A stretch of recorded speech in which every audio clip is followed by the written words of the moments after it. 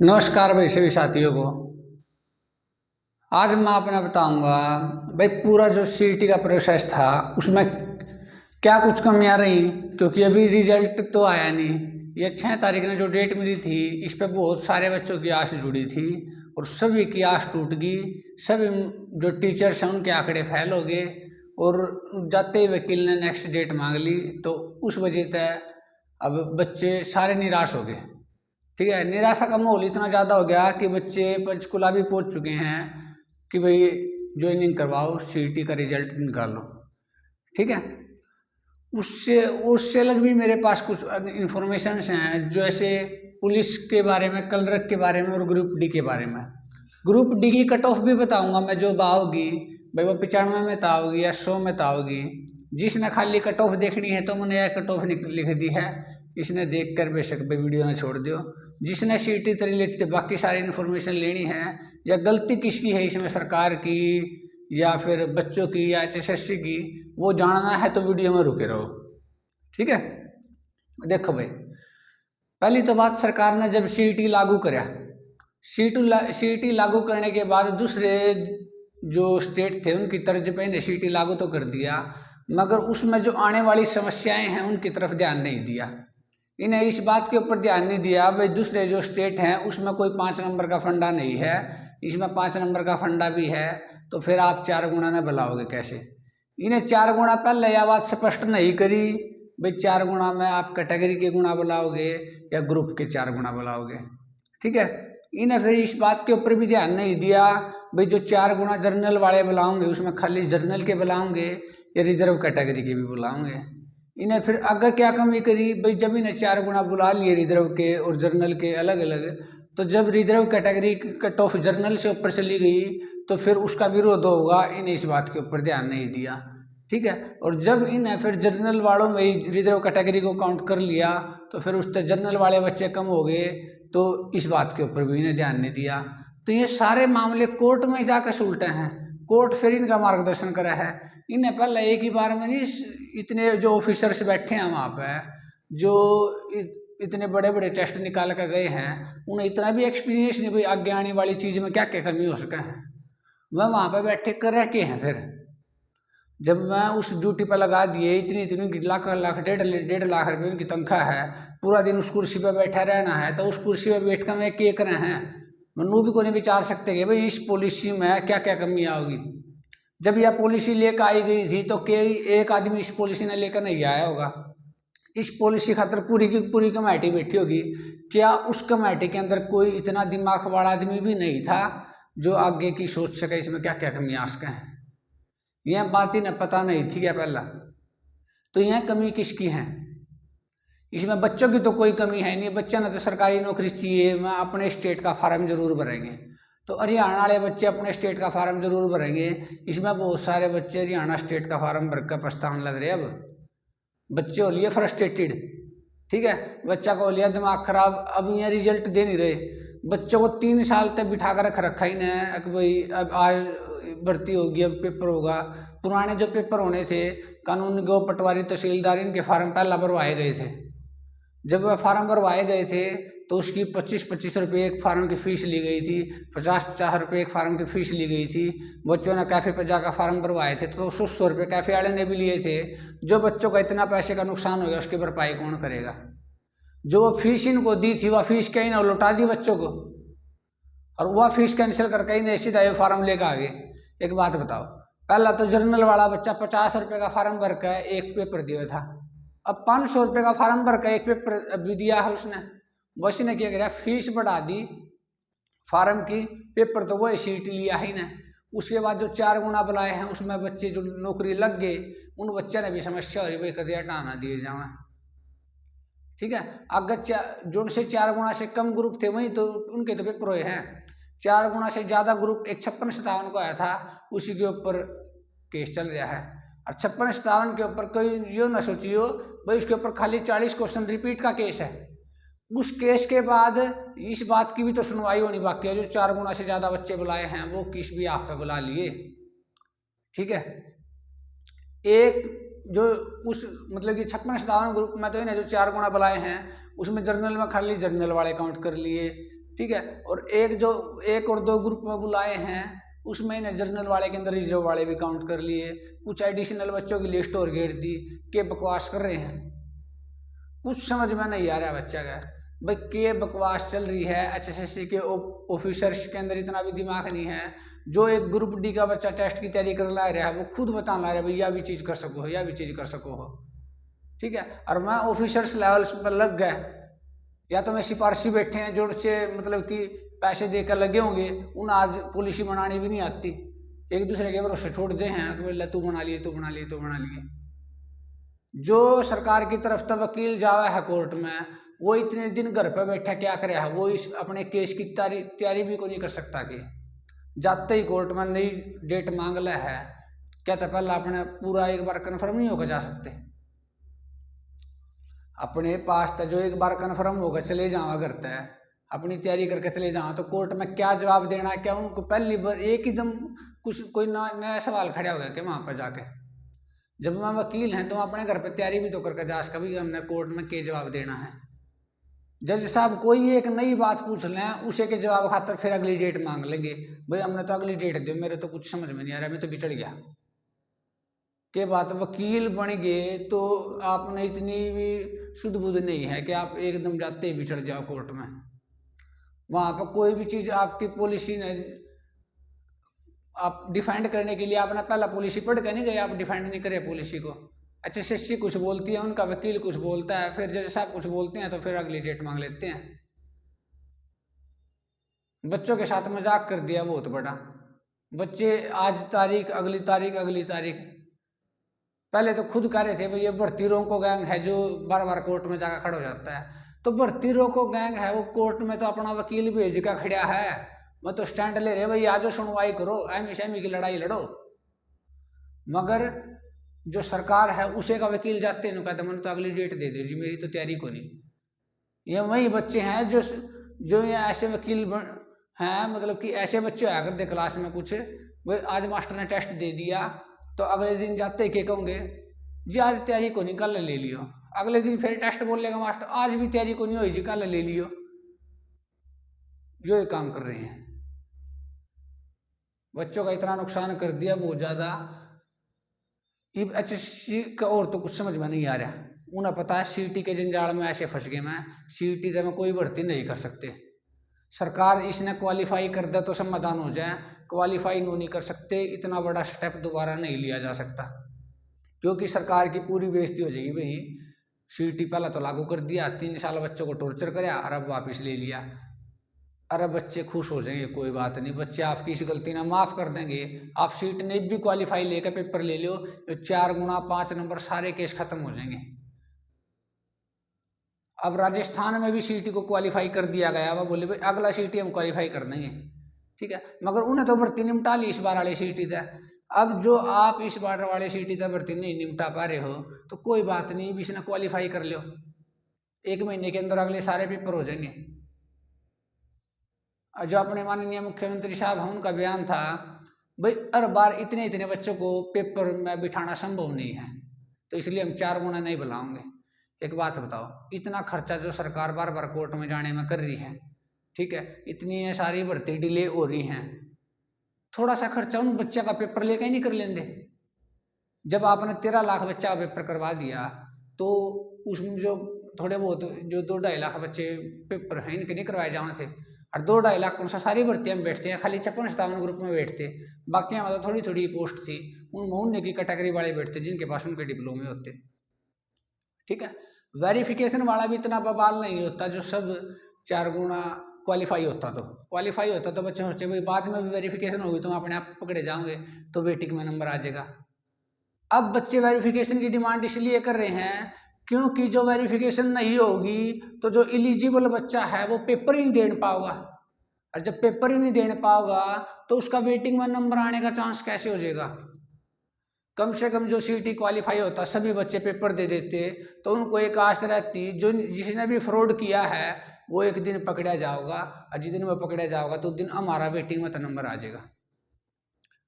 अब मैं सोचते हैं भाई कोई जिसने फ्रॉड किया वो एक दिन पकड़ा भी गया तो वेटिंग वाले का तो नंबर आने नहीं पाएगा क्योंकि हम तो क्वालिफाई में नहीं थे। क्योंकि हमारा तो पेपर ही नहीं हुआ, 4 गुना में हम पूछे ही नहीं, समझ गए। तो सीईटी का जो मुद्दा है ये एक जंजाल है। सरकार तक अब भी विनती है भाई इसने सोल्व कर लियो, और जो भी इसका उचित बनदा उसने कराओ, ठीक है। 4 गुना का स्टेप वापस नहीं लिया जाता है तो कुछ तो करो, भर्ती का समाधान तो करो। अब 56-57 वाले बच्चे इस बात से परेशान हैं, जो उन्होंने ग्रुप डी ज्वाइन कर लिया तो उनके 5 नंबर कट जाएंगे, और 5 नंबर जब उनके कट जाएंगे तो मैं फिर 56-57 की मेरिट से पीछे हो जाएंगे, ठीक है। ऐसा कुछ नहीं है भाई ग्रुप डी वाला एक बार 5 नंबर लेगा तो 56-57 में 5 नंबर लेगा, क्योंकि जो पीछे भर्ती हुई थी ग्रुप डी की पहला लिस्ट आई थी, बाद में पुलिस की लिस्ट आई थी। जो बच्चे ग्रुप डी में लग गए थे उन्हें जब पुलिस में 5 नंबर क्लेम किए ना तो पुलिस का दोबारा गला ही नोटिस आ गया था भाई इन बच्चों की वेरिफिकेशन करी जावे, क्योंकि यह बच्चे ग्रुप डी से हटके आए हैं, क्या इनको चेक किया जावे क्या इन्होंने पहले 5 नंबर क्लेम किए थे। जो इन्हें 5 नंबर क्लेम किए थे तो इनकी जो 5 नंबर के साथ मेरिट में है उनको बाहर करो, ठीक है। तो इसलिए बच्चे घबरा रहे हैं, तो 56-57 में 5 नंबर नहीं मिलेंगे, मैं मेरिट में डाउन चले जाऊंगे, ये 56-57 की समस्या है, ठीक है। और जुड़ से बाकी ग्रुप है इनकी भी समस्या है। अब कुछ फायर ऑपरेटर वाले बच्चे हैं, वह बेचारे कुछ इंस्टीट्यूट हैं जो बैन कर दिए, क्या HSSC पहले ही नहीं उसको लिस्ट बना के डाल सके थी भाई इन इंस्टीट्यूट के डिप्लोमे चलेंगे, इन इंस्टीट्यूट के डिप्लोमे नहीं चलेंगे। क्या जो फायर सेफ्टी वालों की कोई साइट नहीं बना रखी, उस साइट पर पहले लिस्ट डाल रखी है भाई ये चीज़ वैलिड होंगी, ये चीज़ वैलिड नहीं होंगी, ठीक है। तो जब जो इंस्टीट्यूट वैलिड नहीं है तो चल कैसे रहे हैं, और जब वह चल रहे हैं तो फिर उनके डिप्लोमे वैलिड क्यों नहीं है। ये बच्चों के साथ टॉर्चर है ना, क्योंकि 2 साल तो उन्हें पहले तो 3 उन्हें फार्म भर दिया, फार्म भरने के बाद उन्हें तैयारी करी, अब 2 साल से नौकरी लगने की वेटिंग में थे, अब जाते बोलते भी तुम्हारा डिप्लोमा वैलिड नहीं है। चल कुछ हो उसको, उसमें जो फ्रॉड बनवा कर ले आए होंगे, जो असली बनवा रहे हैं उनके तो चलने चाहिए। जिस बच्चे ने 2 साल खराब करे होंगे डिप्लोमा कर दिया ना, तो उनका डिप्लोमा क्यों नहीं चलाना चाहिए, ठीक है। चलो भैया तो थोड़ी ही ये दर्द था भाई इसमें गलती किसकी है, तो गलती किसकी है, सरकार की है, HSSC के ऑफिसर्स की है, बच्चों की तो गलती यह है भाई आपने HSSC पर भरोसा कर लिया कि वो HSSC से भर्ती करवा सके। पहला तो HSSC पेपर भी नहीं करवा सकती, पेपर भी NTA ने करवाना पड़ा, ठीक है। और जो सा पेपर ही ना करवाया उसमें 40 क्वेश्चन रिपीट हो गए, तो बच्चों की तो गलती है HSSC का फॉर्म भर दिया, ठीक है। सरकार की गलती है भाई पॉलिसी जब बनाई गई तो उन अपने ऑफिसर्स पर ज़्यादा भरोसा कर लिया भाई मैं ऑफिसर्स काबिल हैं, और उन ऑफिसर्स ने उस पॉलिसी को जांच लिया है, तो उन ऑफिसर्स वो काबिल नहीं है किसी भी चीज़ के, और उन्होंने पॉलिसी को सही तरीके से नहीं जांचा, तो सरकार ने अपने ऑफिसर्स के ऊपर भरोसा कर लिया, यह सरकार की गलती है बहुत बड़ी, ठीक है। CET क्वालिफाई दूसरे किसी की कॉपी तो कर ली, वो काम हो गया भाई कौवा चले हंस की चाल और अपनी भी चाल भूल गया। तो सरकार ने दूसरे स्टेट तक CET की कॉपी तो कर ली मगर अपने ये भूल गई मानदंड भाई यहाँ पर क्या उसका है। 5 नंबर का बेनिफिट जो दे रखा था इन्हें ये 5 नंबर का बेनिफिट देने वाली भी सरकार ही है, और अब इसको डिफेंड करने के लिए इनके वकील में क्षमता ही भी नहीं। सरकार ने 5 नंबर दिए और 5 नंबर देने के बाद इनके वकील में इतनी क्षमता भी नहीं है भाई वो उसने कोर्ट में डिफेंड कर सके भाई 5 हम दे क्यों रहे हैं। इतने जिन कोर्ट की तारीख में बेकार कर दिए, क्या वेरिफिकेशन नहीं करवाई जा सकती थी। जितनी बार भी देखा भोपाल सिंह खत्री जी का बयान आओगा, मैं कहूँगे भाई जो हम इतने बच्चों की वेरिफिकेशन करें हमें तो 1.5 साल लगेगा, हमें तो 50 साल लगेंगे, हम तो बुढ़े हो जाएंगे। इतना क्या पता कोई बच्चे इतने आधे कैंडिडेट मर भी ले। के बकवास बयान है यो। एक बात बताओ, जब बच्चों की वेरिफिकेशन करवाई जाओगी तो वेरिफिकेशन करवाने के लिए इतना बड़ा डिपार्टमेंट है, इतने सारे स्कूल हैं, उन स्कूलों के टीचर हैं, एक बार एक फॉर्मेट लागू करके हर एक डिस्ट्रिक्ट अलग अलग कमेटी सौंप दो भाई यह कमेटी उनकी जांच करेगी। जो जांच करवाई जाए तो 1 महीने में 13.5 लाख बच्चों के डॉक्यूमेंट एक वेरीफाई करवाया जा सके। और ये बोलते हैं भाई हम जो वेरिफिकेशन करने लगे तो वेरिफिकेशन में तो 50 साल लगेंगे और भर्ती होगी तो 70 में जाके कोई भी तो की बात कुछ भी करा लो। उसके बाद HSSC के ऑफिसर्स की क्या गलती है, इनकी तो सारी ये गलती भाई। ये कुछ भी लिस्ट बनाओगे, रिजल्ट में कुछ भी डाल लेंगे, वो जाओगा कोर्ट में फेल हो जाएगा, फिर उसने चेंज करेंगे, फिर कोर्ट में जाओगे फेल हो जाएगा, फिर उसने चेंज करेंगे। ठीक है। अब वो फायर ऑपरेटर के कुछ पंगा आया था, बच्चे ने बाहर धरना दिया, पहले तो गलती मानने तो खुद मना कर दिया, जब बच्चा ने धरना दिया फिर इन्हें गलती भी मान ली, रिजल्ट भी दे दिया। अब 500 कैंडिडेट बाहर भी कर दिए, 300 अंदर भी कर लिए। या भाई चलो, अब सरकार ने देख लिया भाई भर्ती HSC पर भरोसा कराया नहीं जा सकता, नई सीटी तो भर्ती नहीं हो सकती, तो सरकार ने सोचा भाई कुछ तो लगाओ, कुछ नहीं से तो कुछ सही भाई, जब या तो कुछ भी नहीं या थोड़ा बहुत सही, तो थोड़ा बहुत पा गई सरकार। तो अब सरकार ने सोचा पुलिस जो लगाए थे बच्चे उनकी वेटिंग आई थोड़े दिन पहला, अब 150 कैंडिडेट की वेटिंग और आने वाली है, 1-2 दिन के अंदर ही आ जाएगी। जो 1200 बच्चे लगाए हैं उनमें तो कुछ बच्चे हरियाणा पुलिस में 1200 बच्चों की वेटिंग आई थी, उन बच्चे में तो आधे बच्चों ने रिपोर्ट नहीं कराया, क्योंकि मैं दिल्ली पुलिस वगैरह में कड़ी लग लिए थे, तो 150 बच्चे की वेटिंग और आने वाली है पुलिस वालों की, समझ गए। उसके बाद क्लर्क की वेटिंग आने वाली है भाई, जो क्लर्क लगे थे पहला, तो उन क्लर्क की वेटिंग आने वाली है अब। ठीक है, ठीक है। जो क्लर्क की भर्ती हुई थी अब 2020-21 में कद हुई थी वह, उस क्लर्क की वेटिंग आई थी, जिन बच्चों के डॉक्यूमेंट वेरिफिकेशन हो गई थी, तो उन बच्चों का वेटिंग में नाम आ सकता है। तो अपना ध्यान रखिए भाई, रोल नंबर टो लियो अपना, तारा वेटिंग में नाम आ जाएगा। क्लर्क की वेटिंग आने वाली है ना, समझ लो। तो कुछ बच्चे और निपटेंगे, कुछ बच्चे और निपटेंगे, मगर इन बच्चों के निपटने तक ग्रुप डी की कट ऑफ पर कोई फर्क नहीं पड़ेगा, क्योंकि सरकारी एसनो का कुछ ऑप्शन नहीं दिया, सरकार ने कह दिया भाई सभी ना काउंट करेंगे हम। 9 वाला किसी ने मना ही नहीं कराया, मैं बताऊं जो पुलिस में लग भी गया था नहीं, उसने भी मना नहीं कराया है, क्योंकि मैं भी नोचा हुआ है भाई ग्रुप डी में कोई बढ़िया पोस्ट मिल जाए तो हम पुलिस तक टाड़ कर दें। ठीक है, तो समझ गए, तो इसलिए किसी ने मना नहीं कराया है पोस्ट तय, तो कट ऑफ उतनी रहेगी, जो पहले वाली भर्ती थी इनका कोई फर्क नहीं पड़ा। आज ग्रुप वेटिंग जरूर आओगी भाई, फिर वेटिंग तो बाद में आओगी। TGT का कोई रिजल्ट अभी आने वाला नहीं है, क्योंकि केस 19 तारीख ने डाल लिया है, तो 4 सीटा पहले TGT का कोई रिजल्ट आने वाला नहीं है। ठीक है, तो भूल जो भाई TGT वाले अपना। ग्रुप डी का रिजल्ट जल्दी आने वाला है भाई, 1-2 दिन में आने वाला है, सभी तरफ जो माहौल है, मगर HSC का कुछ भी नहीं पता कद इनके आंकड़े फेल हो जाए, तो इसका भी रिजल्ट ना ही देना बेरा लगता, मगर सरकार कुछ ना कुछ अपना पॉजिटिव माहौल बनाने के चक्कर में है, तो ग्रुप डी का रिजल्ट भी आ सकता है।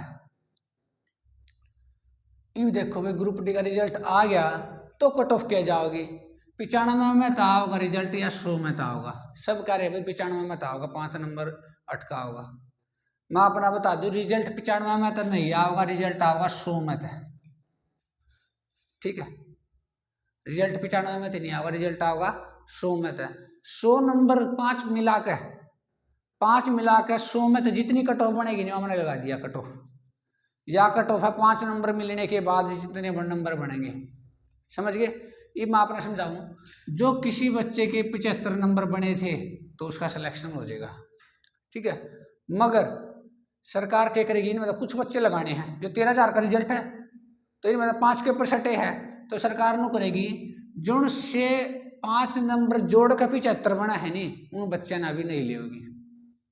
ठीक है, इनू समझ लो, 75 + 5 80 नंबर वाले तो श्योर हैं, 80 नंबर वाले श्योर हैं, उनका 100% सिलेक्शन है।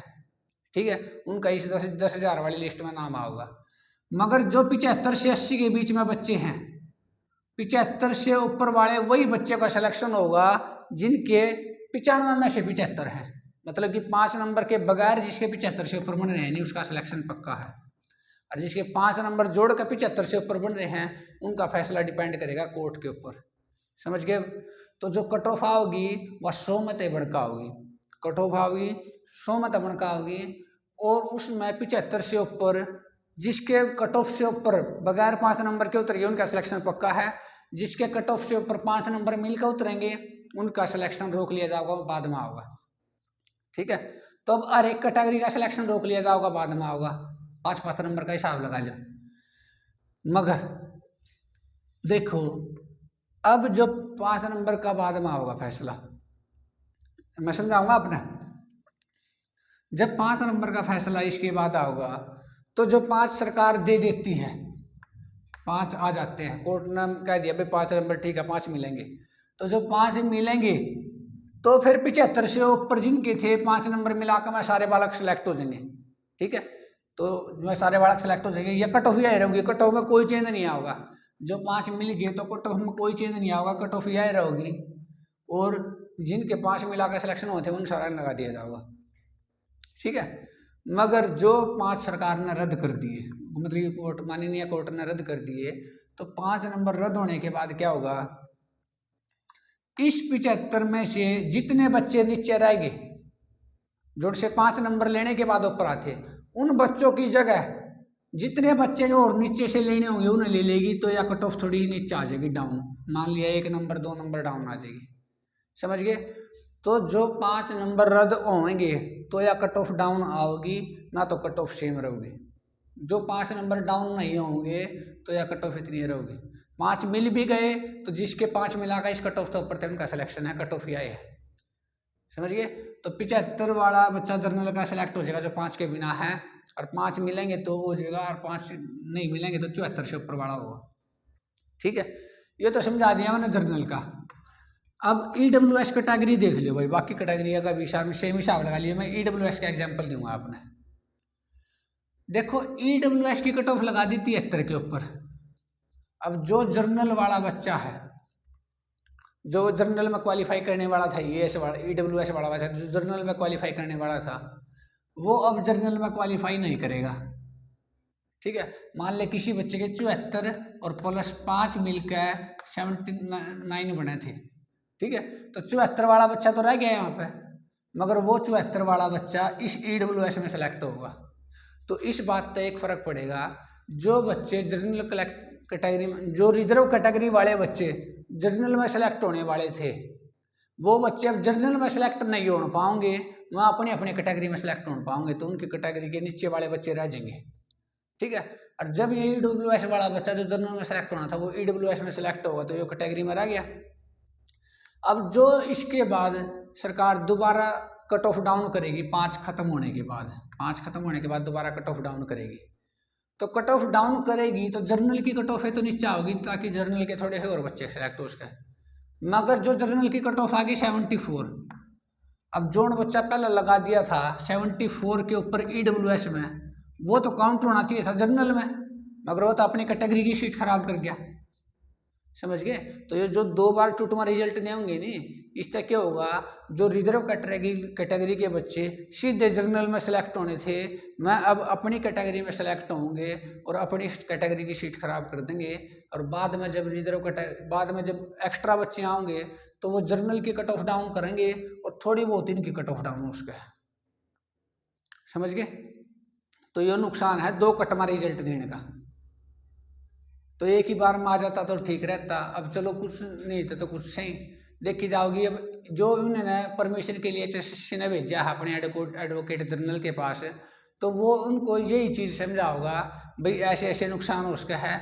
जो HSSC मेंटेन कर लेती है, क्या मेंटेन कर लेती है भाई, अब तो इन बच्चों ने नौकरी पर लगा दे, और नौकरी पर लगाने के बाद जब नए बच्चे सिलेक्ट करे तो नए सिरे तक कट ऑफ बना हुआ है, और उस कट ऑफ में जो ये बच्चा अब रिजर्व कैटेगरी में सेलेक्ट हुआ था, जो इसको वो जर्नल में भेज दे और फिर रिजर्व वाले ने अलग सेलेक्ट करे, तो यह चीज़ कोर्ट केस तक बची रहोगी। ठीक है ना, तो फिर कोर्ट केस में जाओगा पंगा। तो इस तरह रिजर्व वालों को क्या हो जाएगा, नुकसान हो जाएगा भाई। ठीक है, या भाई तो दैट्स माई टाइम, जो मैंने आपको बता दिया। अब आपकी जिम्मेवारी बनती है, जो आपने वीडियो अच्छी लगी हो तो लाइक करो, कमेंट करो और शेयर करो। ठीक है, चैनल ने सब्सक्राइब कर लियो, क्योंकि चैनल के ऊपर आगे मैं वीडियो बनाऊंगा जिसमें जिन बच्चों को कॉमन कैडर अलॉट होगा, तो कॉमन कैडर में उनको कैसे पोस्ट प्रेफरेंस बढ़नी है, कौन सी पोस्ट बढ़िया रहेगी, वो सब कुछ बताऊंगा मैं। ठीक है, आपकी फर्स्ट सैलरी की वीडियो कितनी सैलरी आओगी तो उसकी वीडियो भी मैं बना दूंगा। ठीक है, मैं सोच रहा हूँ एक बार ज्वाइनिंग का हिसाब देख लूँ, ज्वाइनिंग आपकी कब तक होगी तो मैं फर्स्ट सैलरी की वीडियो बनाऊँ। ठीक है, जब आपकी ज्वाइनिंग होगी तो मैं अपने NPS से रिलेटेड भी बताऊँगा, भाई आपने NPS कहाँ पर खुलवाना है, सर्विस बुक कौन सी लेनी है, कभी आप मिस्टेक कर दो आपके 500 रुपये खराब हो जाए, सर्विस बुक खराब लिए बात है। ठीक है, आपने NPS कहाँ पर खुलवाना है, क्योंकि NPS में कुछ बच्चे कुछ गलती कर देते हैं, जिनकी वजह से उनके फिर मुंबई का भी चक्कर लगाना पड़ता है, क्योंकि NPS जो खोलने की ब्रांच है वो मुंबई है, समझ गए। तो उस चीज़ का आप कैसे बचोगे वो भी मैं अपना बताऊँगा। और उसके बाद आप मेरे टेलीग्राम ग्रुप से जुड़ जाओ, जिसमें इससे रिलेटेड सारी इन्फॉर्मेशन आती रहेगी। तो टेलीग्राम का लिंक है जो फर्स्ट कमेंट में भी है और डिस्क्रिप्शन में भी है, तो वहाँ तक आप टेलीग्राम ग्रुप पे जुड़ जाओ। दूसरी बात, कई बार वो लिंक ऐसे काम नहीं करेगा डायरेक्ट क्लिक करने पे, तो उस लिंक ने कहीं पर फॉरवर्ड कर लियो, और फॉरवर्ड करके या कॉपी करके जैसे भी करो वो आपकी जिम्मेवारी, आप कैसे ज्वाइन करोगे।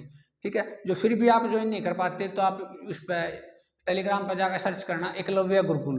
तो एकलव्य गुरुकुल आप टेलीग्राम पर सर्च करोगे तो अपना चैनल मिल जाएगा। उसके अंदर अभी थोड़े पार्टिसिपेंट हैं, जैसा अपना कम लगेगा, मगर थोड़े दिन में उसमें पार्टिसिपेंट बढ़ने वाले हैं, क्योंकि मैंने जो वीडियो बनाते हुए खाली 1 महीना हुआ है, और जो चैनल बनाया है वो 3-4 दिन पहले ही बनाया है। तो इसलिए मतलब कि जो टेलीग्राम बनाया हो 3-4 दिन पहले बनाया है, तो इसलिए 1 महीना या 3-4 दिन के अंदर कोई ज़्यादा प्रोग्रेस नहीं होती।